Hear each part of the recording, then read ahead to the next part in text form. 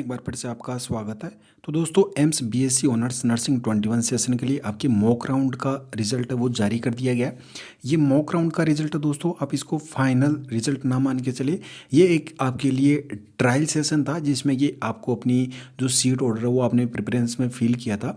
तो अगर आपको उस प्रेफरेंस चॉइस ऑर्डर आपने फिल किया था उसमें अगर आपको सीट अलॉट हो रही है तो आप फर्स्ट राउंड जो आपका रियल राउंड होगा उसमें आप एज इट इज रख सकते हैं। अगर आप चेंजेस करना चाहते हैं तो आप चेंजेस भी कर सकते हैं। जिन कैंडिडेट्स जो एलिजिबल कैंडिडेट की लिस्ट निकाली गई थी तो अगर उनको सीट अलॉट नहीं हुई है मॉक राउंड में तो वो अपना ऑर्डर है वो चेंज कर सकते हैं। तो मॉक राउंड का यही मतलब था। और फर्स्ट राउंड का जो ऑर्डर फिल करने का है वो शेड्यूल मैंने ऑलरेडी आपको बता रखा है। तो आपको उसमें किस तरीके से अपना ऑर्डर फिल करना है सारी जानकारी आपको एक सेपरेट वीडियो में प्रोवाइड करवा दी जाएगी।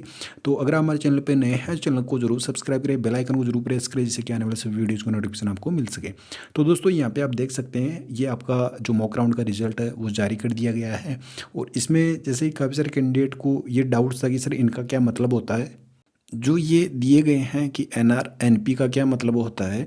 तो दोस्तों अगर आप यहाँ पे देखेंगे तो यहाँ पे ओवरऑल रैंक के बेसिस पे यहाँ पे इस लिस्ट में निकाला गया है। जिन कैंडिडेट को अलॉट हुई है उनका भी इसमें दिया गया क्योंकि जो एलिजिबल कैंडिडेट की लिस्ट दी गई थी उन सभी का ही इसमें यहाँ पे दिया गया है।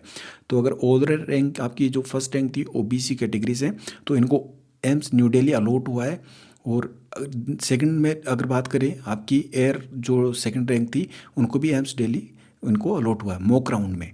और थर्ड जिनकी रैंक थी उन्होंने यहाँ पे रजिस्ट्रेशन नहीं किया तो इसका मतलब है एनआर का नॉट रजिस्टर्ड या एनपी का मतलब है नॉट पार्टिसिपेटेड।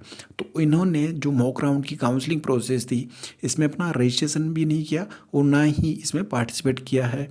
अब उनका कुछ पर्सनल रीजन हो सकता है इन कैंडिडेट का। और आपके जो थर्ड में भी अगर आप यहाँ पे देखेंगे फोर्थ में तो यहाँ पे थर्ड और फोर्थ और फिफ्थ इन तीन रैंक के कैंडिडेट हैं इन्होंने इसमें काउंसलिंग में पार्टिसिपेट नहीं किया है। और नेक्स्ट अगर यहाँ पे बात की जाए आप यहाँ पे UR MRC का मतलब ये है कि अनरिजर्व में मेरिटियस कैटेगरी में इनको सीट अलॉट हुई है। तो ये थे कैंडिडेट ओबीसी कैटेगरी के लेकिन इनको अनरिजर्व कैटेगरी में मेरिटियस कैटेगरी इनकी काउंट की गई है। तो इनको ओबीसी का होने के बावजूद इनको UR में इनको सीट अलॉट की गई है। तो इस तरीके से आप देख सकते हैं कि अगर जिन जिन कैंडिडेट के समक्ष इस तरीके से लिखा हुआ है NR NP तो उसका मतलब ये है कि इन्होंने रजिस्टर नहीं किया मॉक राउंड में पार्टिसिपेट करने के लिए और इन्होंने अपनी जो चॉइस फिल है वो भी नहीं किया। तो NA का मतलब है नॉट अवेलेबल, इन्होंने अपनी जो प्रोसेस है वो कंप्लीट नहीं की। तो अगर आप यहाँ पे देखेंगे तो सभी कैंडिडेट्स के यहाँ पे रोल नंबर दिए गए हैं। आप इसमें अपने रोल नंबर फिल करके अपना चेक कर सकते हैं कि आपको कौन सा कॉलेज अलॉट हुआ है, जैसे कि एम्स दिल्ली या आपका बठिंडा वगैरह यहाँ पे सारा सब कुछ दिया गया। तो आप कमेंट बॉक्स में ज़रूर बताइए कि आपको कौन सा एम्स अलॉट हुआ है, साथ ही आपकी रैंक क्या थी और आपकी कैटेगरी क्या थी, आप कमेंट बॉक्स में जरूर बताइए।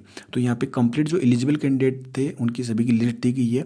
ये लिस्ट आप हमारे टेलीग्राम चैनल से भी डाउनलोड कर सकते हैं। तो इस कंप्लीट लिस्ट में सभी का दिया गया है, जिनको अलॉट हुआ है उनको भी दिया गया है और जिनको नहीं हुआ है उनका भी इसमें दिया गया है।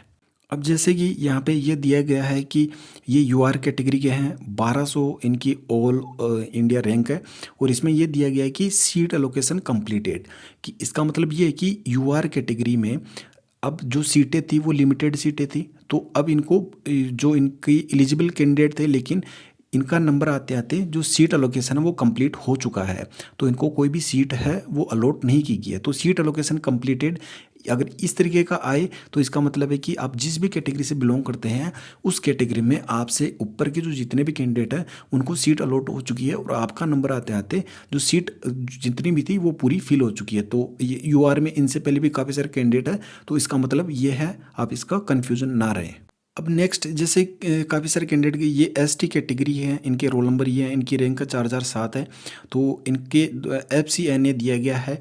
तो इन्होंने चॉइस तो फिल की लेकिन इस रैंक तक आते आते इनके लिए सीट अवेलेबल नहीं रही। तो FCNA के द्वारा ये था। तो इसका मतलब भी आप ये समझे अगर किसी कैंडिडेट के कम स्कोर था और कुछ ने इसमें पार्टिसिपेट नहीं किया, कुछ कैंडिडेट पार्टिसिपेट किया लेकिन उनकी रैंक आते आते सीट है वो कंप्लीट हो चुकी है। तो इसका मतलब ये है।